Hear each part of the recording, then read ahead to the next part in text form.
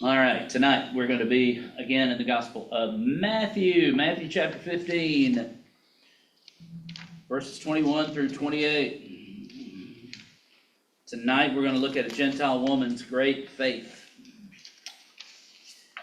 This is a story that we talked about before, but it certainly bears many looks.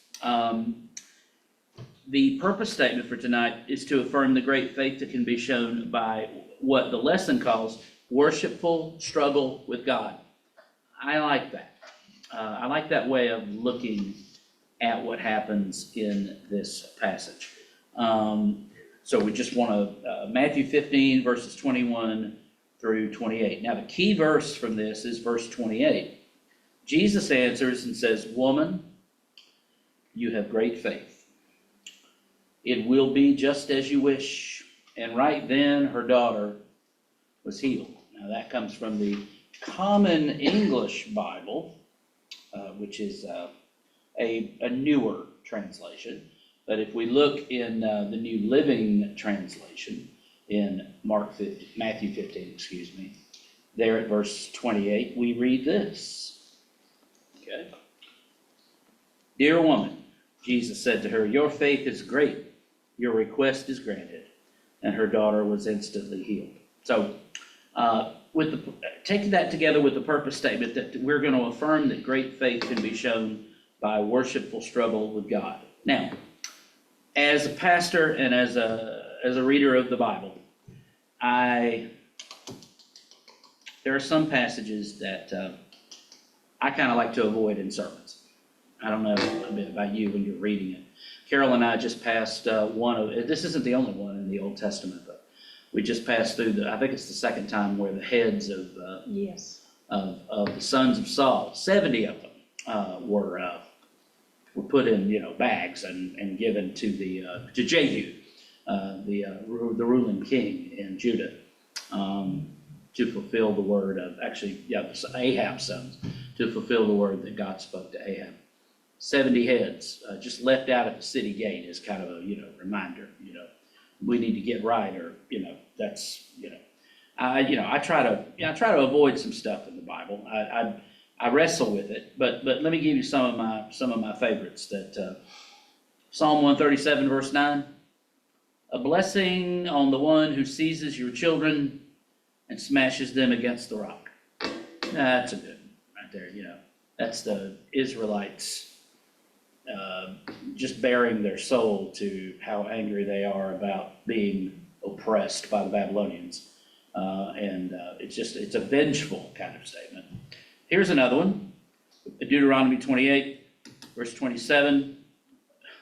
"The Lord will afflict you with Egyptian inflammation, hemorrhoids, rash, and itch.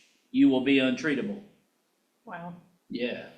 Deuteronomy 28:20. Well, they wanted to, go back to Egypt so bad.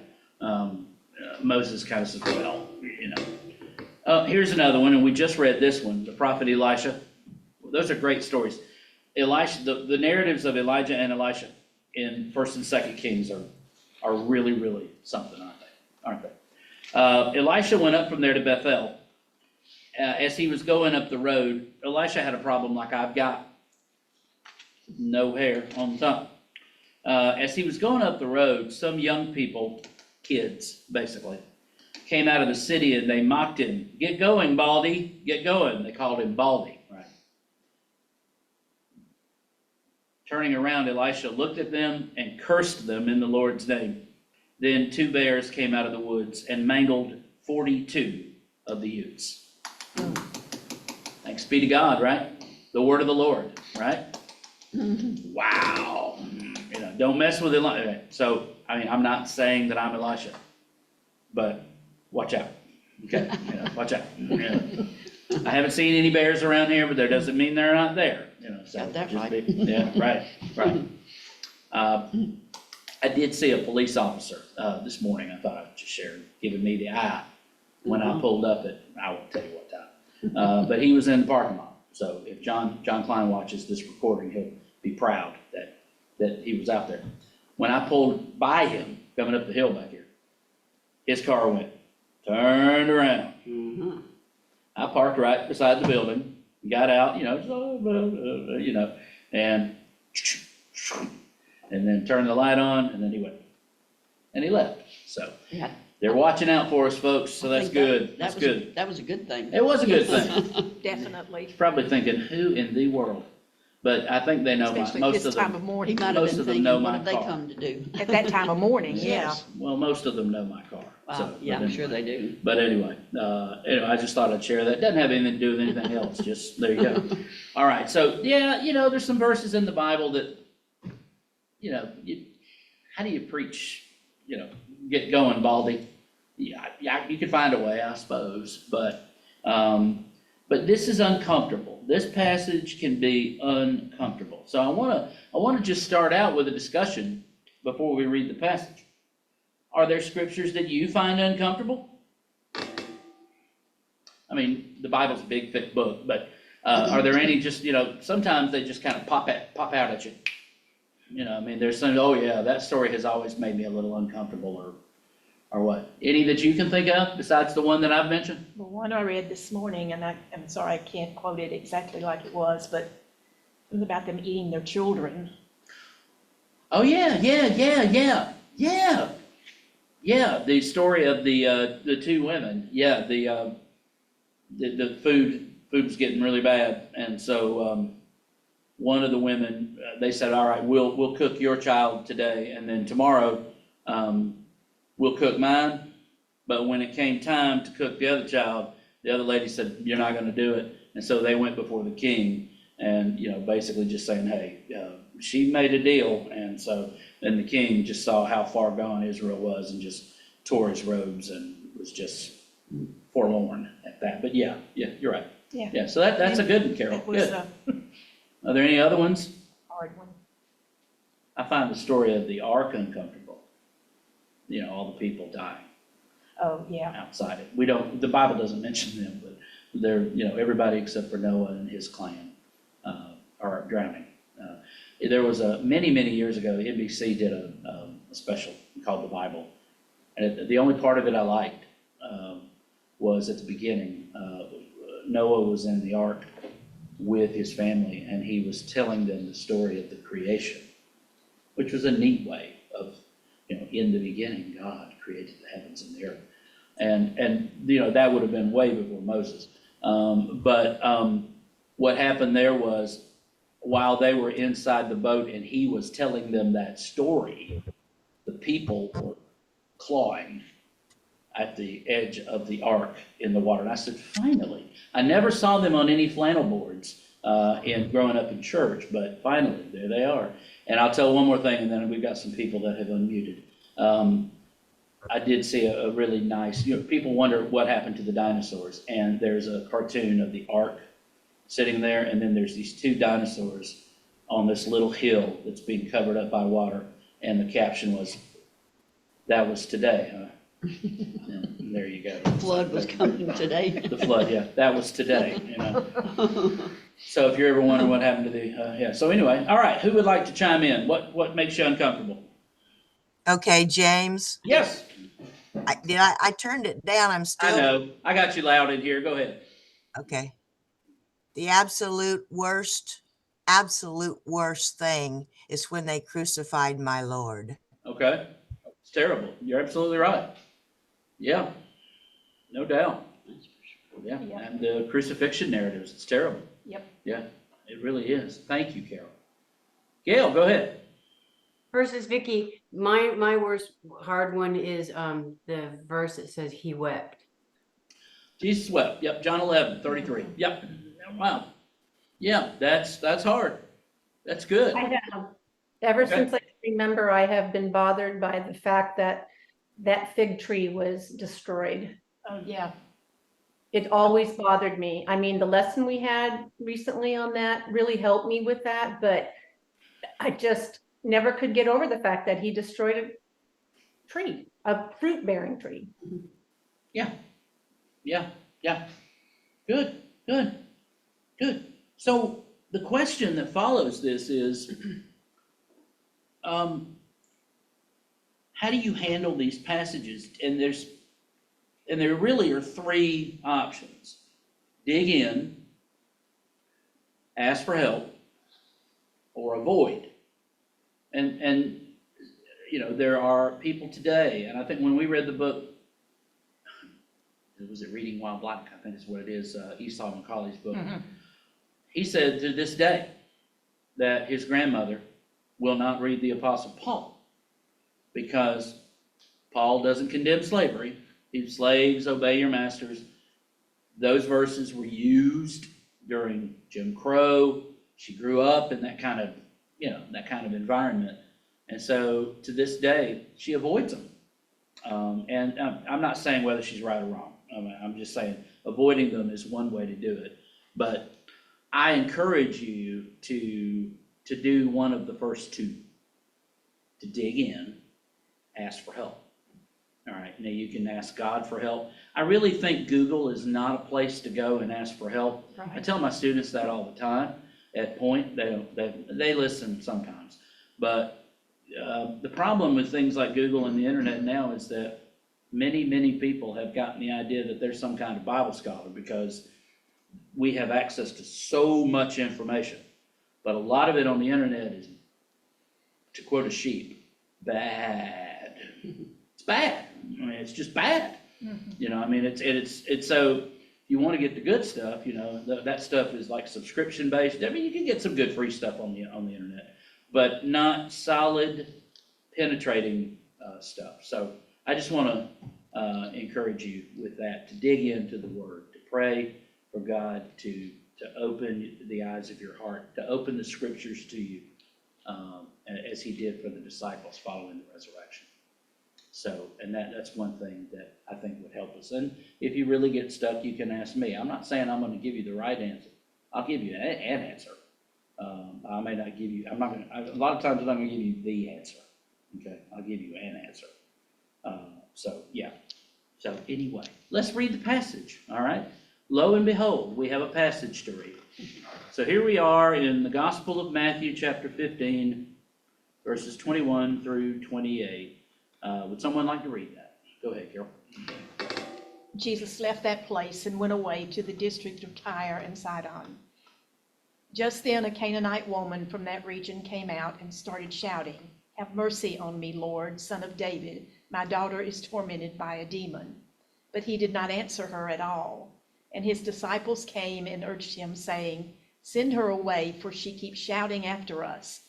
He answered, "I was sent only to the lost sheep of the house of Israel." But she came and knelt before him, saying, "Lord, help me." He answered, "Is it not fair to take the children's food and throw it to the dogs?" She said, "Yes, Lord, yet even the dogs eat the crumbs that fall from their master's table." Then Jesus answered her, "Woman, great is your faith. Let it be done for you as you wish." And her daughter was healed instantly. Wow. Okay, so speaking of uncomfortable, the Messiah just referred to a human being as a dog. And before I said this last time we taught this one, before we all go running to, you know, that explanation about, oh, well, it's the word for puppy, and no, he called her a dog. Period. End of story. It's not right to take the children's food and give it to the dogs. But let's think about this. Jesus has gone to the region of Tyre and Sidon. Obviously, he's outside of Israel. At this time, this area is thought to have included a mix of religions, pagans, Jewish. All of them were living there. The Jewish religious elites would have considered it unclean and would have most likely avoided the area. Yet Jesus traveled to that place. He had a knack for traveling to places and hanging out with people. Dude, he shouldn't have, right? I mean, he shouldn't have. I mean, he had a knack for going up to places like close to Lake Lanier and hanging out up there by the lake where the county line is, and up near Chimney Springs, and just where there's just all kinds of people up there. Parthians and Medes and Lopes and all kinds of people. And Hinton, go ahead. I was gonna say that, this is my Sunday school lesson this coming week. but it said that Asher, the tribe of Asher, was given this property to, and when they, in the promised land, Yes, sir. but they never did clear it out, so. Right. It's, Yeah. it's Gentile property, but it, Yeah, technically It it was was been supposed to be. Israelite property. Yes, sir. Asher done it. yeah, yeah, that's right, that's good, yeah. It was supposed to be. You know, we don't know why Jesus was in this area, but whatever the reason, he was there intentionally. He didn't go anywhere by mistake. You know, it seems like he showed up everywhere. He had a purpose. Now, we don't know if the Canaanite woman has anybody with her. She seems to either be alone. You know, we don't know. The text doesn't tell us. But she has a demon-possessed daughter, and she approaches Jesus. Now, this is a Gentile woman. We've got to understand, you know, a Canaanite woman with a demon-possessed daughter approaching Jesus. She was despised by the Jewish religious elite, and she was considered unclean. She was a woman boldly approaching a man in public. Now, this is 2024. We're used to that now, but not then. This simply was outside the customs and practices of the day. Third, her daughter was demon-possessed and suffering. Now, it would have been the assumption of the day that this was the result of the sin of the daughter or a parent. You know, who sinned? Remember in John, the man born blind, Gospel of John, who sinned, Master? This guy or his parents? And of course, Jesus says, no, this doesn't have anything to do with that. This was for the glory of God. And of course, he goes on to heal the man being blind. But it would have been assumed that this possession would have been the result of sin. So the woman's inappropriate boldness in approaching Jesus could have been interpreted by the crowd as further evidence of her sinful brokenness. Now, what was the response of the church in this? What was the response of the church? The disciples. Tell her to go away. Oh, yeah. Get this woman out of here. They do the same thing with the kids. You know, and if you remember, the people are bringing, Luke says they're bringing babies to him. You know? The word there in Greek is babies. And the disciples, the 12 apostles, say, get the kids out of here. Don't they have children's church that they can go to? Get the kids out of here. We're trying to have the kingdom. And Jesus says, no, don't hinder them. Don't hinder them from coming. They are part of this too. And in one story, he stands one of them in front of the disciples and says, if you don't become like one of these, you can't be my disciple. And, you know, I can imagine. Really? Yes. Yes. Yes. And I think, you know, part of that, we always say that to become like a child was you had no way to support yourself. You were totally dependent on somebody else, right? Women were too, for the most part, in that day. But I think that is part of what Jesus is saying. But I think the other part is, what's one thing about kids until, you know, life starts to creep in? What are they full of? I mean, really? Oh, joy and Wonder. wonder and wanting to know things. Innocence. I mean, in a sense, innocence in that everything, they just want to know about everything. Why is the sky blue? You know, what is this? Oh, I like this. Oh, I like this. And on the playground, they don't make distinctions. Color of skin doesn't. Athletic ability was the big thing on the playground for me growing up. And I always got picked close to last. But anyway, I'm over it. But we never looked at color of skin. We never, you know, we didn't. Go ahead, dear. So all of that is important. No, it's okay. And so we have to be careful because we don't want to make assumptions about others based on where they're from, their gender, their race, or even their appearance. It happens all the time, though, unfortunately. And so we need to be careful of that. All right, so let's dig into the conversation. Let's dig into the conversation between Jesus and the woman. The first thing I'll tell you about her is she was persistent, okay? Even when the first thing Jesus does before he even talks to her is just doesn't even look at her. This just doesn't, the problem I have with this passage is this just doesn't sound like Jesus. I mean, Yeah. he's just walking along, and the woman is yelling out at him, calls him son of David. A Syrophoenician woman calls him son of David. That's a messianic title. How would she know that? Wow. I mean, I don't think she was just trying to call him out. What would be a good way to get his attention? Call him son of David. I don't think so, but she yelled out a messianic acclamation at him. Blessed is that kind of thing they did at the triumphal entry. So even when Jesus didn't respond to her, she refused to give up. And then when he told her he was there for the people of Israel, she knelt and continued her pleading. And then when he told her, it is not good to take the children's bread and toss it to the dogs, then comes the retort. She doesn't say, I'm not a dog. Did you catch this? She didn't say, no, Lord, I'm not a dog. And, don't call me a dog. She says, yes, Lord. But even the dogs eat the crumbs that fall off their master's table. Wow. Wow. The popular thing, they viewed the Gentiles as dogs. I'm sure that's what the apostles were thinking. Get this dog away from me. It's hard for us on this side of everything with St. Peter and St. John and, St. James and St. Carol and all that stuff. It's hard for us. It's hard for us to think of them as just people like us, caught up in the midst of this Jesus thing, but they had their prejudices. And one of them was about Gentiles. All Jesus did really was echo the sentiment of the day. Do you think Jesus actually felt like this woman was a dog? No, Why not? I don't, that's not who the Jesus I, Just can't see him thinking that way. no, exactly. But we wouldn't have thought that he would have said it either. But apparently I'm wrong. No, I'm not saying you're wrong. And anytime you folks that think you're safe on Zoom want to chime in, you go right on ahead, but go ahead. So it's my feeling that he used the language of the day because that's what she would understand. I don't think Jesus ever meant any harm by it, but she understood the implications of what he said. Okay, And so did everybody else. okay.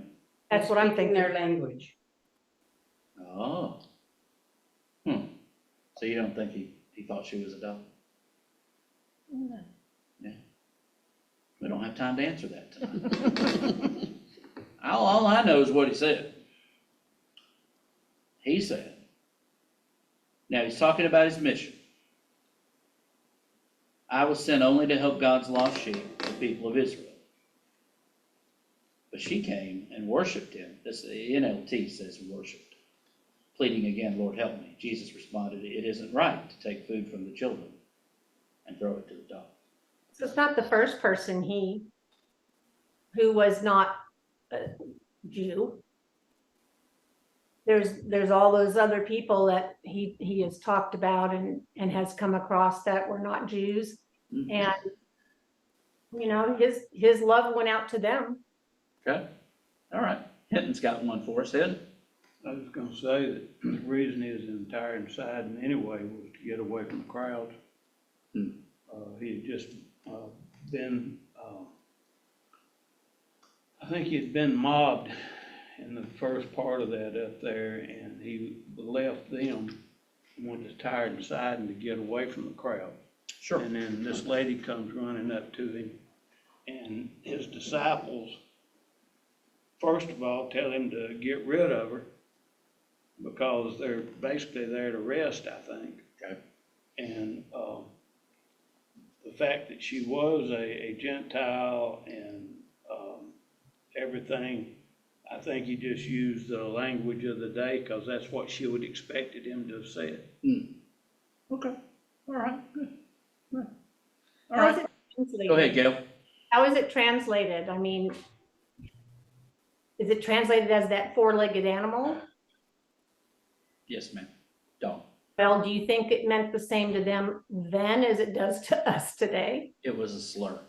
Okay, Yeah, Right. it was meant as a, okay, I'm not saying in the mouth of Jesus it was meant as a slur. I don't want to go that far, but I will say, to look upon someone as a dog. Yeah, it wasn't a compliment, and it wasn't a neutral term. someone that's lesser than. Yes, someone yes, else. Okay. yes, ma'am. So, yeah, so in the Greek, that's the word that's used is dog, so.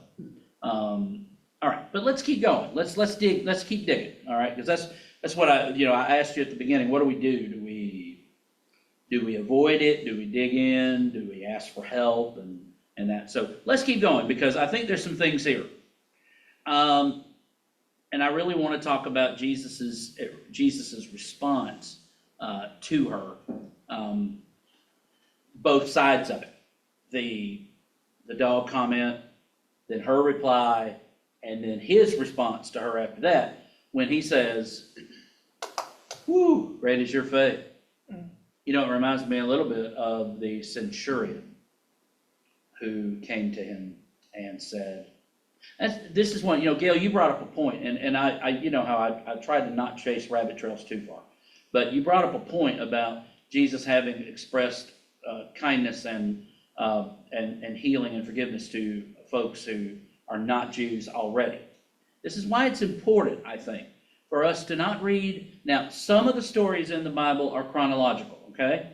When you get to Holy Week, when you get toward the end, everything kind of follows one right after the other, all right? But in the middle here, we have to remember that chronology was not the goal of the gospel writers. Okay, well, this happened here and this happened here. They're going to, one event is obviously going to follow after another. But we have to remember that these are these are gospels that are telling the story of Jesus the Messiah. And these stories are these events that happened in Jesus' life are not necessarily put in chronological order. They're put in places where they're grouped together with like stories or antithesis stories where you've got this bad thing happened, but then this good thing happens, that kind of thing. And that's just kind of, that's part of the beauty of the Gospels, is that. So you're right about Jesus but the centurion, I want to get back to that. The centurion comes up to him and says, I have a servant who's dying, Lord, please. And Jesus says, I'll come right away. And he says, I'm not worthy to have you come under my roof, but just say the word. I'm a man, I've got people under authority from me, and I tell them to go, they go. And I know, Lord, you just speak the word. And then Jesus looks at him and then looks around at the church, the apostles, and says, I have not encountered this kind of faith in all of Israel. Go, your servant as well.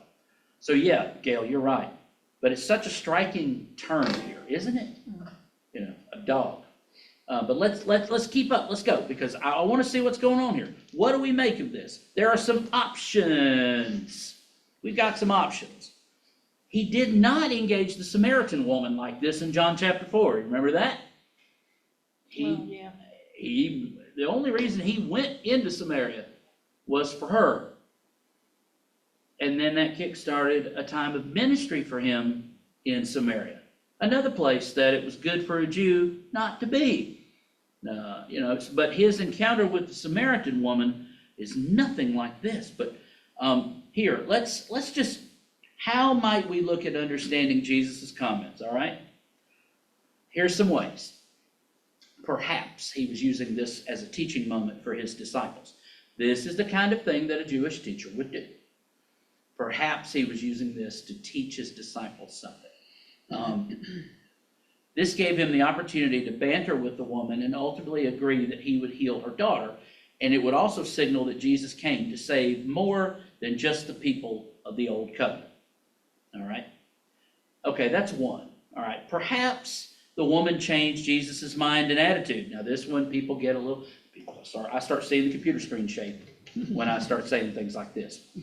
Because that Jesus learned something about his mission from this encounter with this woman. Now, before you say heresy, just hold off. This brings back memories of Exodus 32. You'll remember that wonderful story. While Moses was away, Aaron and the Israelites made a golden calf. As for this Moses, we don't know what happened to him. That's Aaron's brother. And he doesn't even seem to be concerned about it in the least. All right, so they make the golden calf. God was furious. Remember this? God was furious and ready to destroy the people of God. But then Moses reminds God of the covenant with Abraham, and then we have these words. Then the Lord changed his mind about the terrible things he said he would do to his people. What we have there possibly, and I only say possibly, to consider that God reacts to creation at times. That God reacts. That would be what I would say. So Jesus is God, right? So you put those two together and it could be that Jesus, my mission is bigger than I already knew. This is bigger than I thought. Now I know, see the screen is shaking again. You see that? It's shaking. I know that that's a step outside what we normally, the immutable, unchangeable, Jesus is the same yesterday, today, forever, all of that, yes. But the Bible does give us an interesting alternative to that in his humanity. But let's keep going, all right? Perhaps Jesus was testing the woman's resolve. Maybe. Would she get angry? Or was she asking from a position of faith? If it was faith, he would heal her daughter. The honest and uncomfortable truth is, get ready for this, this is not going to be satisfactory. We simply don't know why Jesus spoke to the woman as he did. But we can trust that this God who wants good and who lived and died for our benefit does not wish to cause heartache to a mother with a sick child. Now, I will never believe that. He does not. I'm with you. Not my Jesus, well, careful with that, Well, I know. Yeah, but I mean, no, I mean the same thing. I like to put Jesus in the box that I like, My Jesus acts like this, that kind of thing. Well, perhaps we can live without a specific understanding and trust that all will be made known one day. Maybe we'll see her standing next to him one day.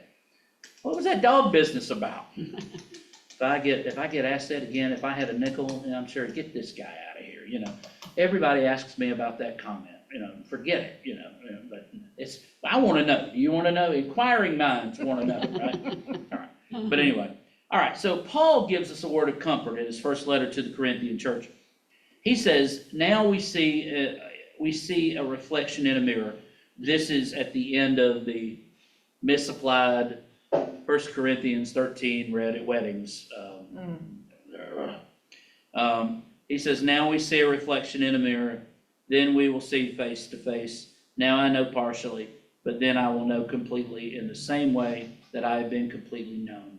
Now faith, hope, and love remain, these three things, and the greatest of these is love. Okay, so let's wrap this up. How would you explain this conversation between Jesus and the Canaanite? Let's say I'm a seeker, and I've come across this in the Bible. And, you've been telling me that Jesus is all about love and all about peace and all about, bringing people together and loving everybody. But then I come across this story here.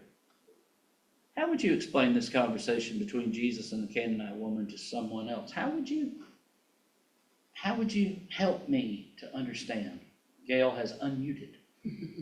Yeah, sorry, I got a lot to say, I guess. All right.